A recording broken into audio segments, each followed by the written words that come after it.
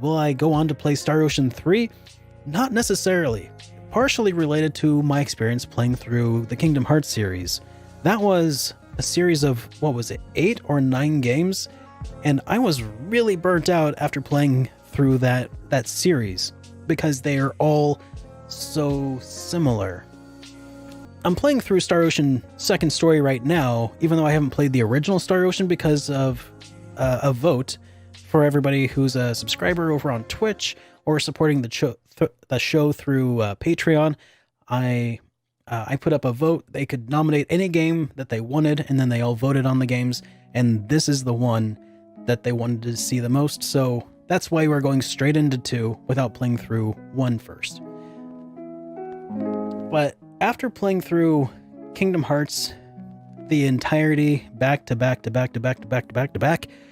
I just, I kind of decided that not only is it not good for my own mentality, it's not good because I get burnt out, it's also not really particularly great for you guys. I have also found, probably partially because, I mean, by the time I hit Kingdom Hearts 3, I had, let's just say, after that marathon of Kingdom Hearts 3, I think that review still has less than 3,000 views. And I know that it's not because people are, like, not a fan of Kingdom Hearts 3 specifically, but I think people were just tired of it by the time that I talked about it. So, as a result, I feel like marathoning series is, especially really long series, is probably not the best way to go. So I do want to at least alternate, like maybe when I do review a series again, maybe I'll still alternate every other game with that series and some other game, just to keep me feeling fresh, just to keep the palate feeling, cleansed. Here's a question for you, Derek. Have you ever been burned out on RPGs? And if so, how did you deal with it? Were there any particular games that got you over it? Or did you just focus your time and energy on other things that you enjoy until the enjoyment came back? What I've basically been doing over the course of 6 years is I've been alternating between action RPGs, JRPGs, and sometimes Western RPGs, and even a couple of strategy RPGs. And yeah, I guess you could say I get burnt out on some things, but I've never been burnt out on the genre as a whole, because I personally found that the genre is just such a wide collection of games. And honestly, I kind of feel like Western and Japanese style RPGs are two completely different genres. Like they're both RPGs, but they are so different on, like, fundamentally on a lot of different levels. So for instance, when I played through all of the Kingdom Hearts series, I was burnt out.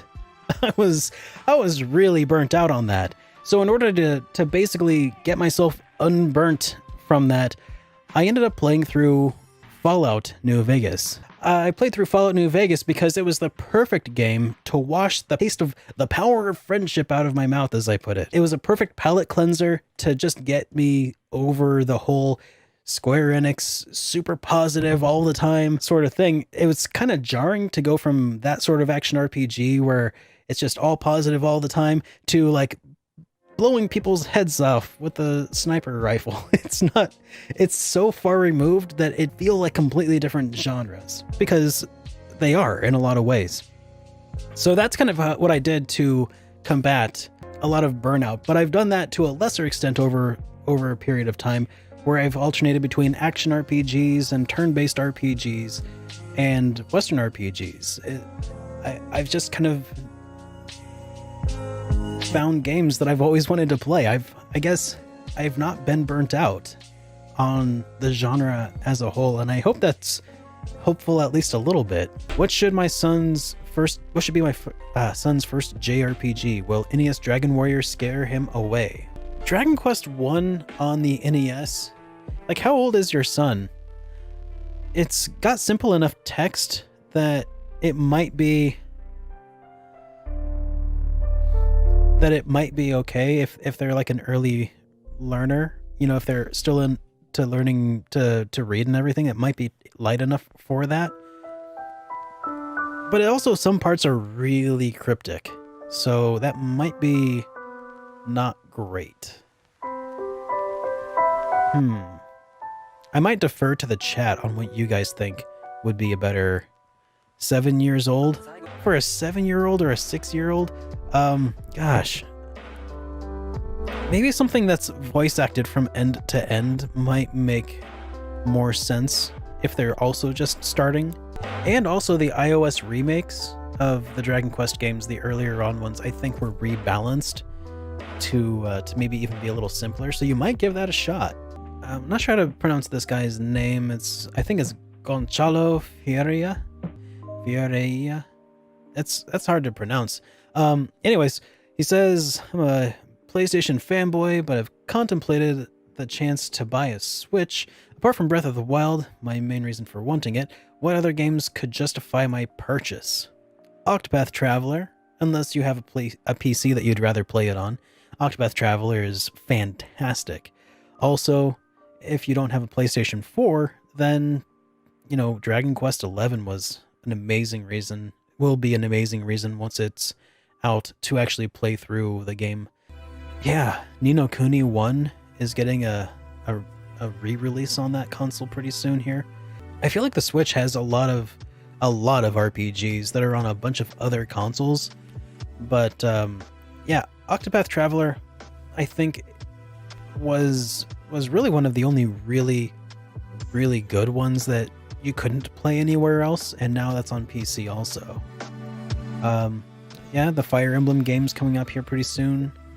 Tales of Vesperia on Switch is a must, says Adam. I am Setsuna if you really like snow.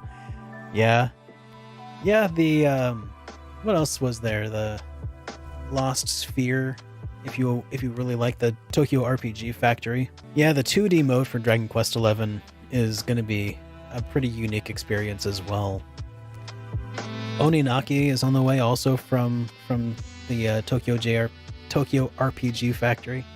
Oh yeah, Xenoblade games. What the heck, we were just talking about them. Xenoblade Chronicles 2 and Torna, the Golden Country, are, from what I've come to understand, fantastic. And they are exclusive to the Nintendo Switch, and I'm pretty sure they will always be. So you got that going as well. Yeah, Dragon Quest XI is definitive edition for the Switch. Yeah, because it's also got that that soundtrack. The whole orchestral version of the soundtrack will actually be included there. Let's see, Seventh Angel asked in the last video, of whom would your heroic dream team consist of in the hypothetical battle between good and evil? Well, that's an interesting question. So, my heroic dream team. Does it have to be RPG characters, or could it be anybody? Because, I mean, I definitely want One Punch Man on my team if I could. Or, what was his name? Saitama. Thank you so much, Kali. If it were RPG characters specifically, though, I feel like Ness has to be on there. Gosh, who else, though?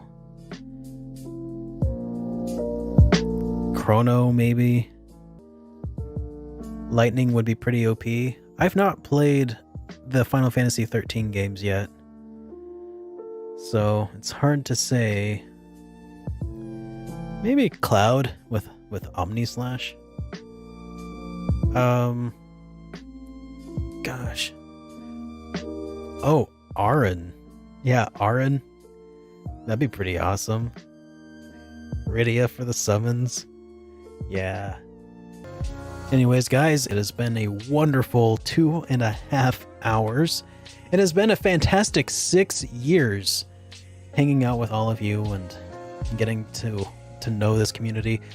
I'm always open to just casual conversation on the Discord server that I've got, so if you're interested in joining, please do.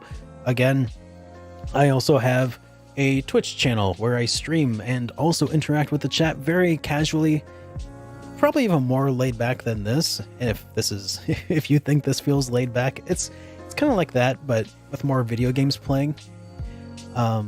So I have a Facebook. I never use it. I got mugs.